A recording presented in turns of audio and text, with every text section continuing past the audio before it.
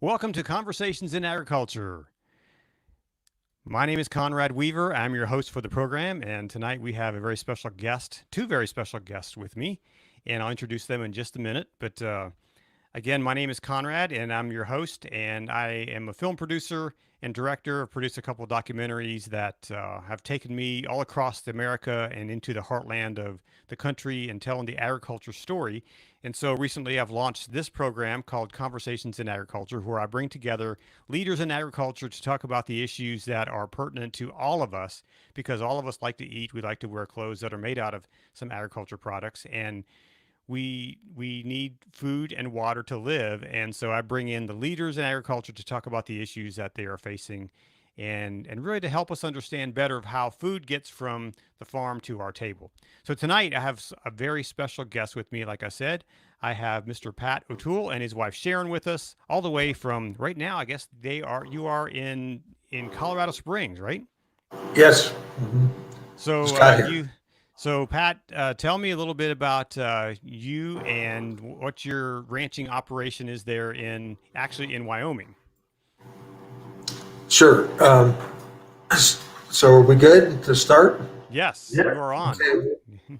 We, Sharon and I and our two of our kids and six grandkids live on a ranch right on the Colorado-Wyoming state line.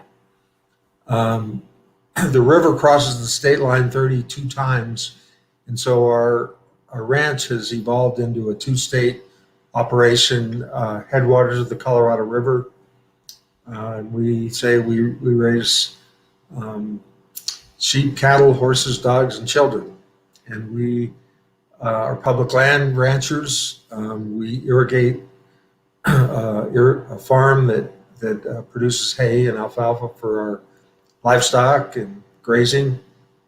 And we are involved in two forests and two BLMs, which gives us a sort of a unique opportunity to deal with federal agencies. It's where we're located, and that's how the ranches work in our part of the country. We'll be next summer. The ranch will be 140 years old. Sharon's great grandfather trailed horses from the Texas Mexican border in 1881 to raise horses for the Army. And so we've done a lot of different things since then. And we're right at the very end of our calving, lambing, docking, branding, trailing up into the forest for the summer. So Right. just for the audience who doesn't isn't familiar with what trailing is, describe that. What do you mean when So you're it's trailing lambs and sheep and cattle? well, it's we're a horseback outfit, and we we're in rugged country, and so we couldn't do anything else if we wanted unless we did it on foot.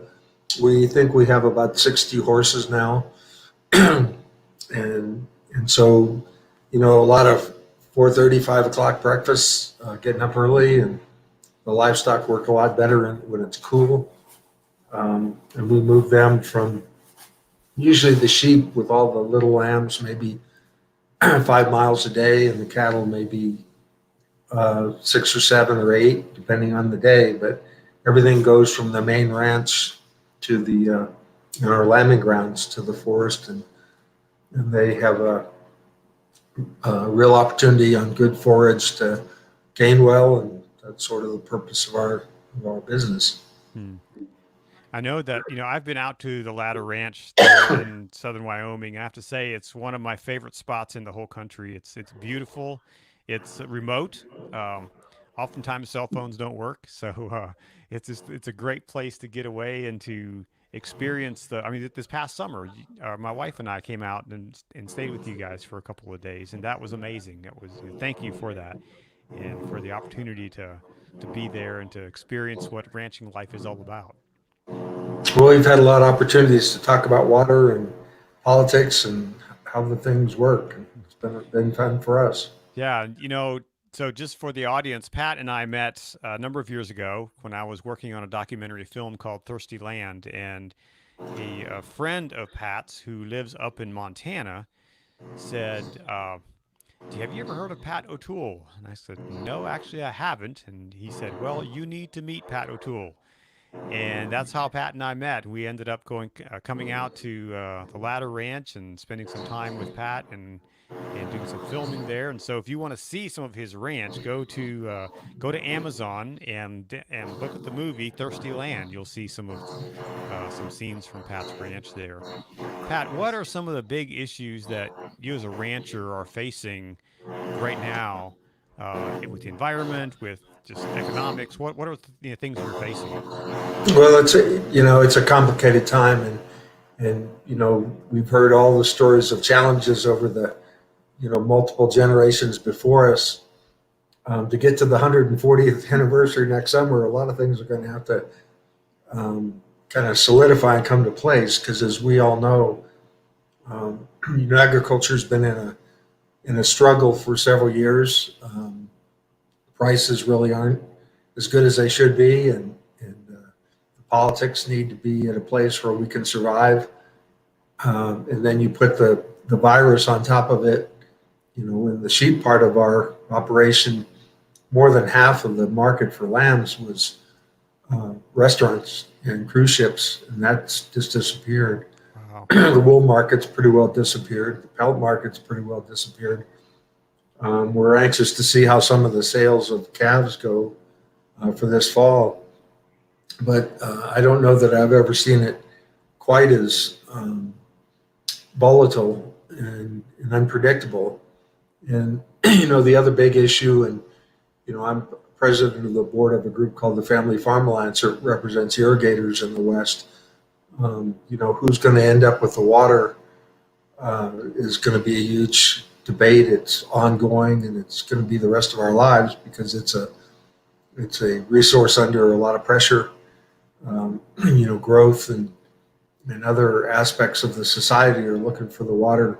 The easy answer has always been just take it from agriculture, but we need all the water we can use to produce food. And there's a lot of different ways to look at this crisis, but I think if you really start thinking about it, it's the fact that how are we going to produce enough food for up to 10 billion people in the next 30 years might be the most important part.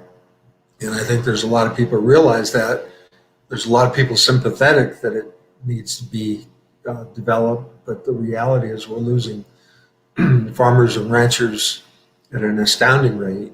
And I ask the question to people a lot now, how would you talk some young person into getting into agriculture? What's the motivator? The prices aren't good. There's a lot of negative discussion about agriculture, and we desperately need those young people to replace us guys. And I don't know what the exact number is now, but I've heard up to 60% of the land in America is going to change hands in the next 2 or 3 decades. Who's going to take that land and move it forward? So that's some of the things I think about. Yeah. Wow.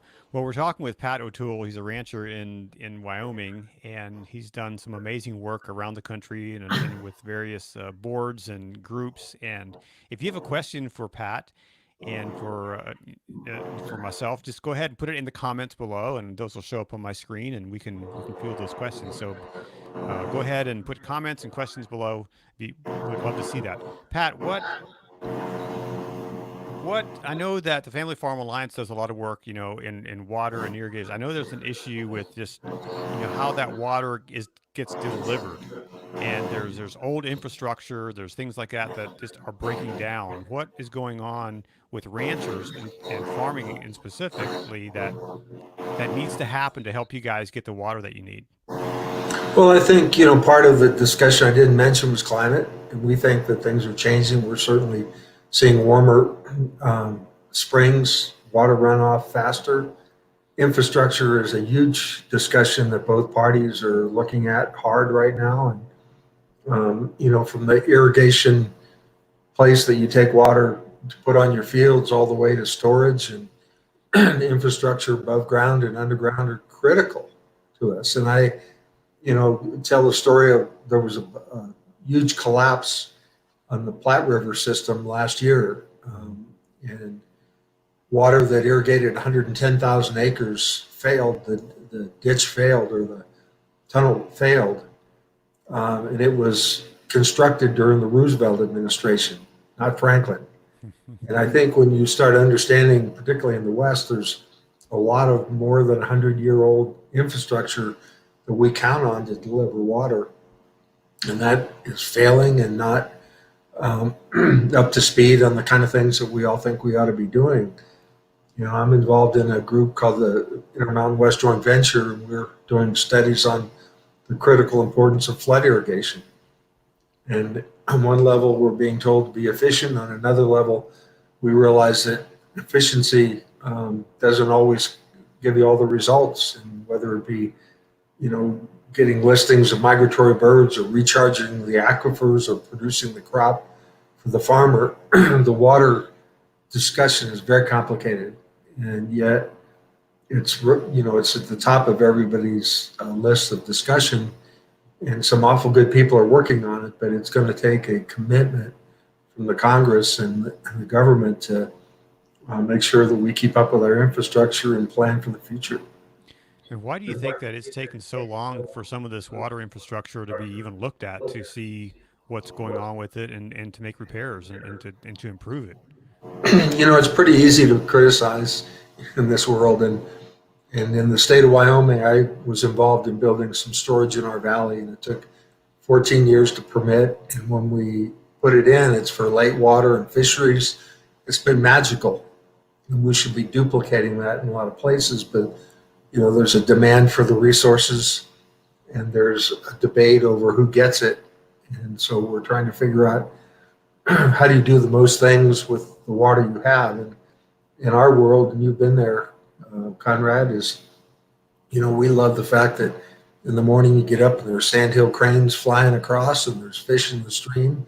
We're irrigating the fields, and the kids are swimming in the confluence. You try to do as many things as you can with the resource, and we're just going to have to learn how to work together. And we've been successful in that. And I'm involved in a couple of boards on the conservation side, Partners for Conservation, worked with the Fish and Wildlife Service to do multiple things, that have been very successful in our valley, in our watershed. But it takes pulling together, we can often be things in conflict, but we look at when you work with, for example, you work with the Department of Interior and the USDA and the local governments and federal, there can be magic, but it can also be the kind of thing that keeps you from getting things done. It's finding that pathway that's effective is, I think, the future.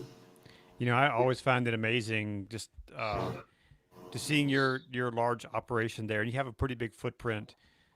And it's not typical that ranchers like you kind of work hand in glove with some environmental groups, but you've made that a priority.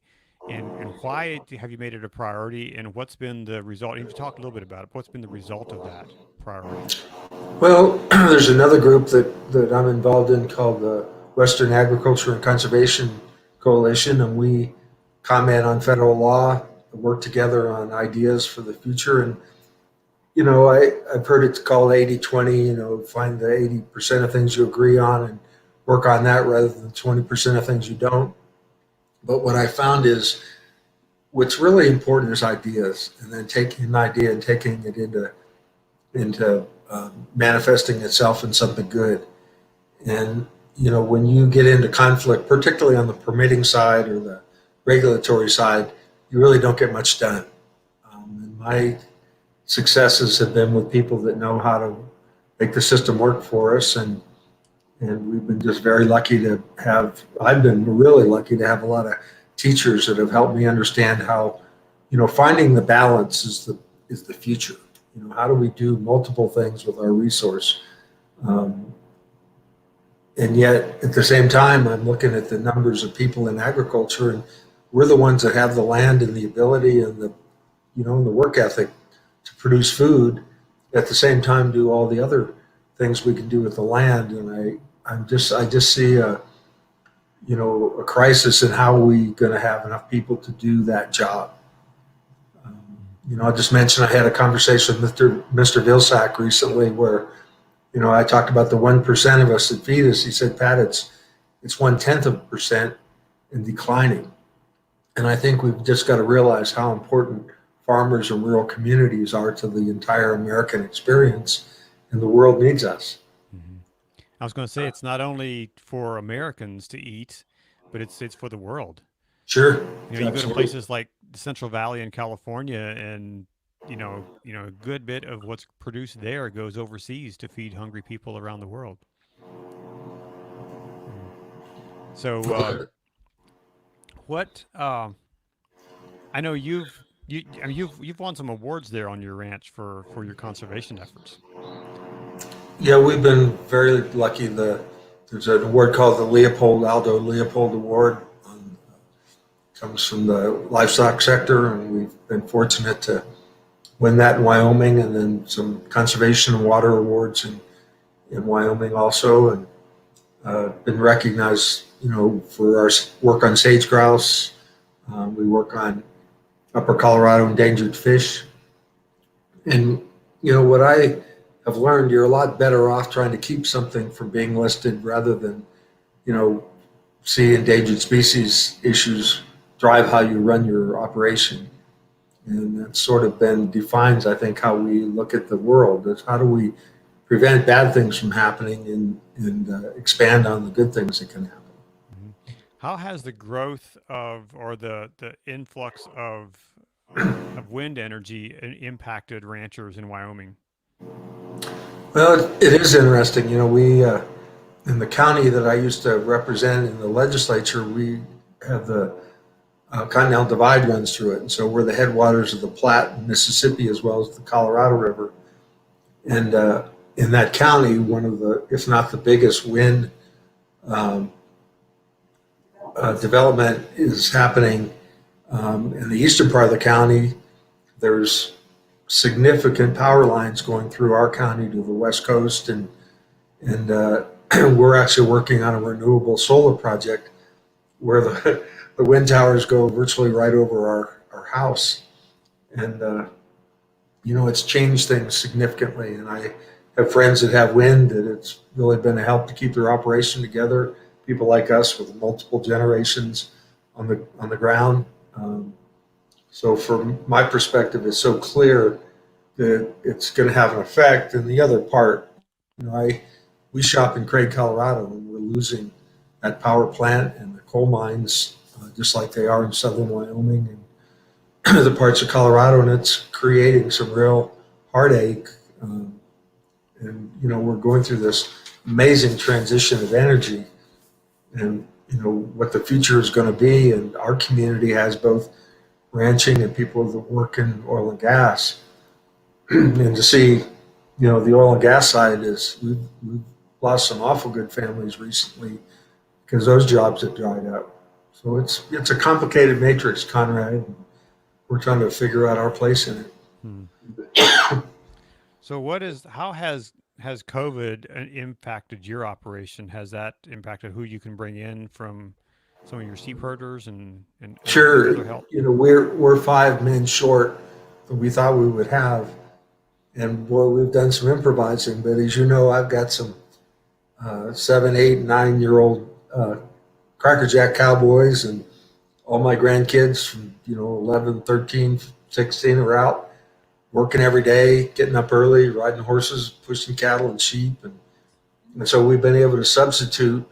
We had a young lady that lost her job in the oil field, and she's a Cracker Jack cowgirl, and some interns, and we've been able to kind of using chewing gum and rubber bands keep it all together. But the COVID has had a huge effect on being able to get the people that we count on.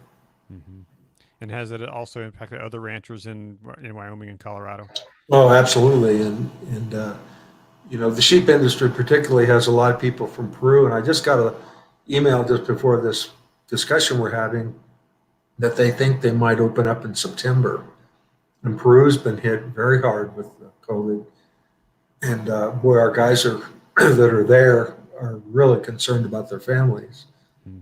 So it's worldwide, and it has implications a lot of people don't think about, but it impacted us. And we go to Craig, and get our groceries, and they have them all boxed up, and we take a pickup over there, and we're feeding probably 20 people a day now, and we don't linger around town very much and just get right back. But our community of the ranch, which you're familiar with, there's a bunch of us around, and we seem like we're getting along okay. Hmm. Yeah, so ranching goes on, right? You have to you can't be locked in your house on the ranch. You've got to get out there and take care of your cattle and sheep. Absolutely, right, right. Yeah. But the troubling thing is that these markets have to figure out a way to be profitable, and a lot of people in the livestock sector have been living off equity for 3 to 5 years, really. Hmm. And people have to realize that the thing that always goes together are ranchers and farmers and banks.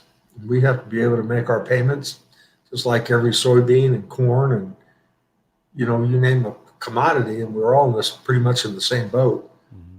And I think people have to realize not only are the ranchers and farmers under a lot of duress, but the banks themselves. What are they going to do when they don't get payments? Hmm. Those are big questions that have to be answered in the shorter rather than the longer term.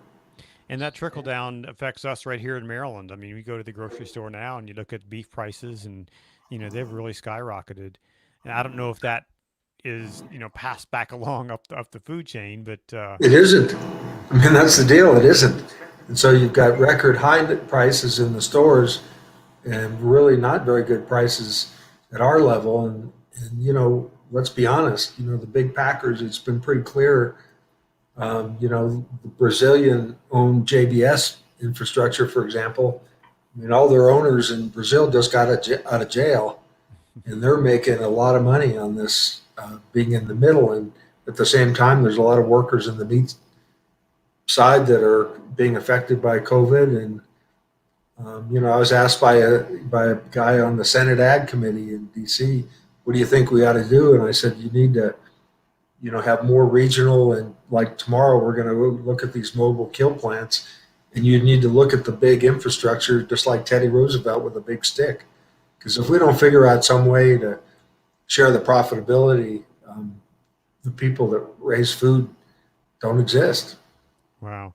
And so, we're paying higher prices here, but that's just going to some middleman someplace. It's not going back up to the ranchers and farmers who, Well, the lamb is a perfect example. I think lambs are maybe half of what they were, and part of it's no markets, and part of it is somewhere in the middle. There's some profit being made because if the prices are the highest in the grocery store and the lowest at the farm gate, something's wrong with the system. right, for sure. For sure. So how has there been a drought in your area of the country this year or this season? I know. So it's interesting. I just read that Utah went from the second wettest winter ever measured to one of the driest springs ever measured. And that's kind of what we're seeing. We've had two big winters in a row, but that's why climate is so important to understand, because what it means in my world, for example, instead of water starting to melt and running on frozen ground, it's running on into the ground because it's so much warmer. Well, it has a huge effect on storage and on the fact that your water is going to disappear much earlier than it would have. And those are the dynamics that we've got to figure out. What is it going to take to hold enough water back for your livestock, for your crops, for your fishery, for your migratory birds, you name it. And we've done a lot of different things, like we have solar panels on trailers, and we have wells all through the ranch that we move the trailers to the wells for the livestock, and then it creates obviously good wildlife water also. But we're improvising all the time. And some places we're more efficient, in some places we're putting a lot of water on the ground to recharge the aquifer. So, figuring out in a time of change what's the best way to keep doing what you do and enhance your capabilities, I think, is the challenge. Hmm. What has to happen from a legislative standpoint for farmers and ranchers across America? What needs to happen to see us be to see you able to be profitable and to continue doing what you're doing? I have this kind of pithy thing that I think about, and it's called solutions, not agendas. And I'm involved in another board called Solutions from the Land, and we, are involved in the international climate discussions. But there's a lot of agendas out there, and there's agendas in government, there's agendas on the sort of the radical litigator side. And what we have to realize is if farmers can't farm and ranchers can't ranch, food doesn't get produced. And I read a thing today. I was trying to think about different things to talk to you about. In the Central Valley of California, the most productive ag land probably in the world. There was an article about the regulatory system is just so difficult. The people are changing crops that we need or leaving. And you and I both know people that are moving their operations out of this country that are some of the best farmers in America. There's something wrong if that's where we're having to go. And we're pretty place based. We sure like the fact that we've been there a long time and we know every inch of the land horseback and we love it. But it has to be profitable. And there's so many scenarios delivered to us from the regulatory side that have no idea what the effect is on our on our profitability. And it was interesting. My daughter Megan and Sharon do much of the book work, and Megan is so frustrated. She said, "We save every time we save money. All it does is go into making up for the cost, the increase in costs, whether it be a pickup or oil and gas or whatever we have to buy is so much more expensive than it was when I first started years ago." Mm-hmm. Well, Well, I want to say, first of all, for me as a consumer, as a person who loves to eat, thank you for doing what you're doing and for making the sacrifices. I've always said that farmers and ranchers are some of the smartest people I know, and it takes a lot of intestinal fortitude to keep doing what you're doing and to make it from year after year. And so what's the big thing that keeps you going? well, it's the gratification, looking at my kids and grandkids doing what we did, what Sharon and I did, and what her mom and dad and grandparents did. You get up in the morning and get behind a bunch of cows on a horse, and there isn't anything much better than that for anything. And so, it's self-sustaining because it's so beautiful. I mean, it's a beautiful way to do your life. We just had our best mare had a colt this morning, and we've been waiting for it for really it feels like weeks. But with this beautiful colt, and she's bred to this incredible stud horse, and that's what you live for. Is that birth and rejuvenation and rebirth?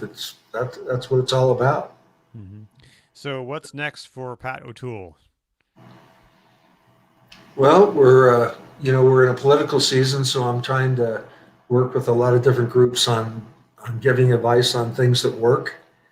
There seems to be a lot of interest in solutions, as I said before.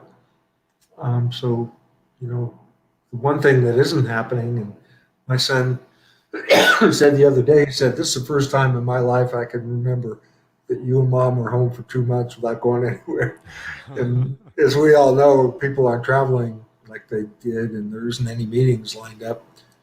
There's some virtual meetings going on with DC and the Family Farm Alliance and some of our irrigation districts. The joint venture has talked about it. The Intermountain West Joint Venture has talked about putting together some interactive meetings in DC, because typically we go back once or twice with multiple groups and have had some positive effect. But I think we're learning to live with, internet and Zoom and all that stuff. But it sure doesn't feel to me that it's as effective as, person to person. But we'll be doing a lot of that in the near future. Mm-hmm. Well, I have to say that just for all of our guests, we had the privilege of having Pat and Sharon in our home. Was it last fall, I believe?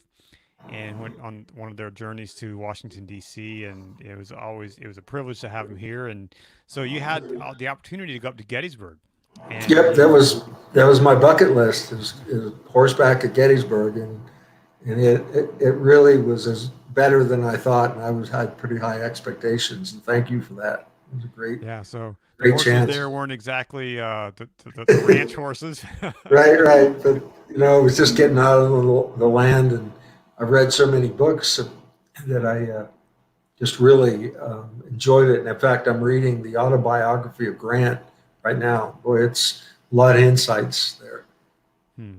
Well, I don't know if Sharon's willing to come on camera tonight, but I'd love to throw some questions her way. Hi, Sharon. Welcome Hi. to Conversations in Agriculture. So, Sharon, can Can you you see hear? me? Yeah, Yeah. I can see you. Conrad? Okay. Yeah. And so, tell me a little bit about what you do on the ranch and what roles you play there for the Ladder Ranch. Well, we always like to say that we get up in the morning and go to the biggest wreck. And as you know, we have a cookhouse on the ranch, and you've eaten there, and that's sort of our daily planning meeting. Whenever family members are around, go to breakfast. All the employees that are at the home ranch that day go to breakfast. We all talk and make plans. Lots of times, mostly we have a firm plan for what we're going to do that day. As you know, Eamon mostly manages the cattle and maybe mostly manages the sheep, but everybody does what needs done most. And sometimes, we'll have a plan, and then one of our employees will speak up and they'll say, well, the fence is down over here, or there's a breach in the irrigation ditch, or whatever. And so we all respond, and that's kind of a crucial piece of how we, keep so many balls in the air. Is really that we work hard at communicating and making good decisions. It's Pat mentioned balance, and I feel like that's kind of the most important thing we do. Our livelihood is raising cattle and sheep and alfalfa and hay, although our alfalfa and hay go to the cattle and sheep. But we not only take a lot of pride in having healthy wildlife and healthy riparian areas and fish in the stream, and we have an Audubon important bird area on our main ranch. And we take a lot of pride in that. Ours is a transhumance operation, which means that we have sort of separate, non-contiguous areas of the ranch. If you're a range operation, you need summer country, you need winter country, and you need fall and spring country. And if, all the pieces have to work, I always say that each animal every day needs a place to be and something to eat and something to drink. And it's our responsibility to see that that happens. And we have great employees. We've got several of our proven employees work for us for more than 20 years. And some of their family members work for us. We're very proud of our employees. We have interns every summer. This year we have 3 16-year-olds who are lots of fun, actually. But part of the trailing is, we go from place to place and we follow the seasons. And our sheep in particular trail right along with the deer and the elk up to the mountains in the summer, back down to the desert country in the winter. We're all sort of move along together. And Pat and I are really proud to be part of the sage grouse program, sage grouse initiative. But the reason that we have such good sage grouse is our main leks and most of the sage grouse that we share the landscape with are at our lambing grounds. So during lambing, we're doing predator control. We've got the guard dogs out, and that's when the hens are laying their eggs, and so they're protected by the presence of the sheep. And then also properly managed, the sheep will graze the sagebrush about the way the grouse like it. And then we move out on the 1st of July, which is right now, we go on to the forest. We've got, 5 bands of sheep on the trail today. Plus Damon was moving the cows up. But if we didn't have those public land grazing permits to go to, we'd have to be on the private land and not providing as good a habitat, not providing that area with riparian area that's not grazed all summer. The public land is an important piece of everything we do, and we take good care of it. And without it, the rest of the ranch, wouldn't function as a connected piece. It's all transhumans. But we have to be nimble. For example, last winter we had the second really horrible winter in a row, and on our desert country where the sheep normally winter, we just couldn't go there. And this has to do with climate change too. But there was that big freeze in October, I think, when we were at your house. Rose sugar beets in the northern part of the state. So we were able to lease some farms up there and truck up there, and those sheep grazed on the beet tops and other crop aftermath all winter. It's a milder climate there. But it was a tremendous cost. As I told our banker, well, they're all alive and they're all pregnant, which wouldn't have happened had we stayed on the desert. So climate change is a huge piece of it, and we're dependent on all it's the giant rotation that we do over the landscape, but you have to be nimble.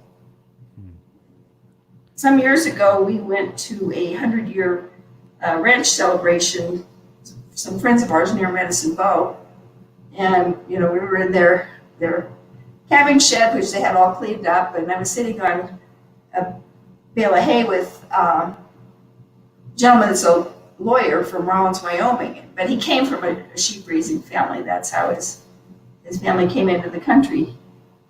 And he said, Sharon, I don't know why you do what you do, but I'm glad you do it. And I said, well, John, it's because every day is interesting. When you get up in the morning, the day's going to be interesting. Sometimes interesting good, sometimes interesting bad, but every day is interesting. You ask Pat, what sort of keeps you going, and that's part of it. Plus we have a tremendous family and have a tremendous opportunity to raise our children on the land. I always like what you say about what you raise on the ranch there. Cattle, sheep, horses, dogs, and children. And you know what? Just having been on the ranch, I can see that's your passion, and I can see it in both of you. And just the work you do is so important, and the work you do is so hard. Someone like me, when we went up there last summer, and we were driving away, and I asked Jody, "Well, what do you think about the ranch life?" And she was like, "It's very interesting. I don't think I could do it." And so, well, tell Jody that I could not possibly be a junior high school teacher or principal, so we each have our skills. Everybody's got their place, right? So, and so the ranch has been part of your family for a long time, right? Yes. Yeah. So 1881. Sometimes, Pat and I feel like we've personally been there since 1881. Yeah.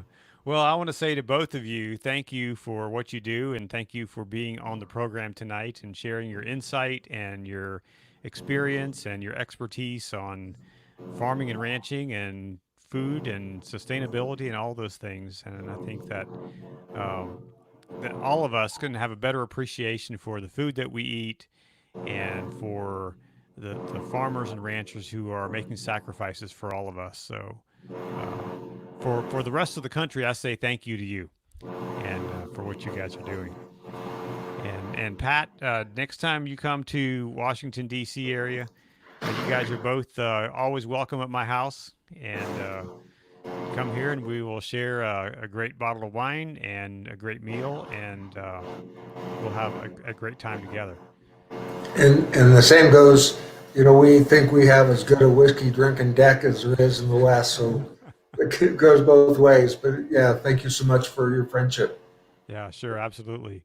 Well, I really appreciate both of you being on the program and taking time out of your very busy schedule to to chat with us for a few minutes. And I'm going to wrap up the show here. Then we can follow up just in a second here. You've been watching the American Farm Network's Conversations in Agriculture.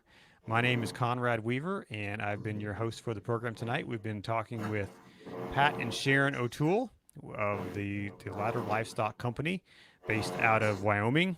And they do some important work there in Wyoming in providing food and fiber for the rest of the world. So thank you for watching tonight. Please, if you like this program, please like the page and share it with your friends and your network. I really appreciate it. Thank you very much. Have a great night. Night.